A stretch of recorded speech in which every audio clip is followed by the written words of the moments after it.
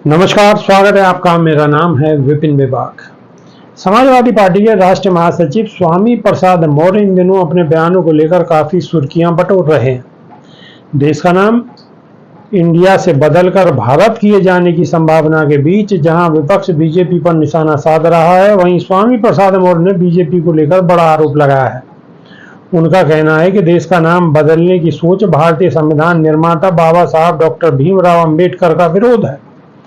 स्वामी प्रसाद मौर्य ने एक्स पर पोस्ट करते हुए बीजेपी और आरएसएस को देश का बंटवारा करने वाला बताते हुए कहा है कि देश के टुकड़े करने वालों के दिल में अब उनका भारत के लिए प्रेम कैसे जाग गया है।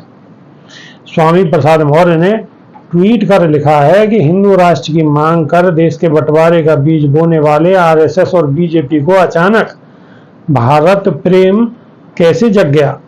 यदि भारत से ही प्रेम है तो हिंदू राष्ट्र की मांग क्यों।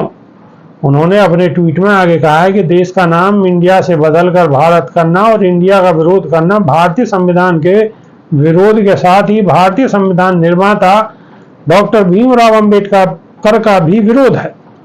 स्वामी प्रसाद मौर्य ने ट्वीट में लिखा है कि इंडिया का विरोध करने वाले शायद यह नहीं जानते कि इंडिया भारतीय संविधान के अनुच्छेद 1 के अंतर्गत इंडिया दैट इज भारत संविधान का मुख्य हिस्सा है। इसलिए इंडिया का विरोध जहां एक और भारतीय संविधान का विरोध है, वहीं दूसरी तरफ भारतीय संविधान निर्माता डॉक्टर भीमराव अंबेडकर का भी विरोध है।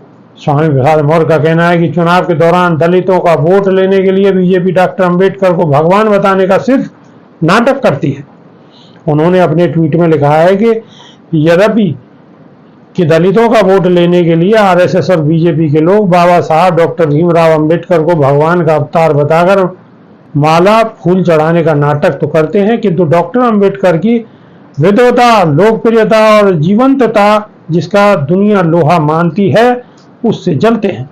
उनका कहना है कि संविधान के अनुच्छेद 1 के अंतर्गत इंडिया का विरोध बीजेपी के लिए सिर्फ एक बहाना है, जबकि बीजेपी सही मायने में देश के करोड़ों दलितों, आदिवासियों, पिछड़ों और वंचितों के मसीहा और भारतीय संविधान निर्माता डॉक्टर भीमराव अंबेडकर का विरोध कर रही है।